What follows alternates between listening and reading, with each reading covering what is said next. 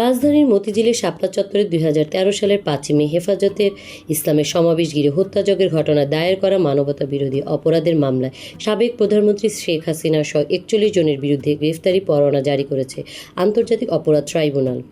সোমবার 27 July tribunal 1-এর chairman বিচারপতি মোহাম্মদ গোলাম মর্তুজা মজুমদারের নেতৃত্বাধীন 3 সদস্যের বিচারিক প্যানেল এ আদেশ দেন। এর আগে শেখ হাসিনা সহ 41 জনের বিরুদ্ধে আনুষ্ঠানিক অভিযোগ দাখিল করে প্রসিকিউশন।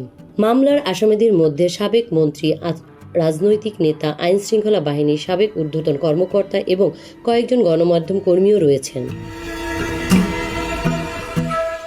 প্রসিকিউশনের তথ্য মতে এ মামলায় বর্তমানে 9 জন আসামি গ্রেফতার রয়েছেন। তদন্ত সংস্থার দাবি 2013 সালের 5 মে ঢাকাসহ 4টি স্থানে সংঘটিত ঘটনায় মোট 58 জন নিহত হন। এর মধ্যে ঢাকায় 32 জন, নারায়ণগঞ্জে 20 জন, চট্টগ্রামে 5 জন এবং কুমিল্লায় 1 জনের পরিচয় শনাক্ত করা হয়েছে। এ মামলার পরবর্তী আইনি কার্যক্রম আন্তর্জাতিক অপরাধ ট্রাইব্যুনালে চলবে। সাপ্তাহিক বাংলা গেজেট, নিউজ ডেস্ক।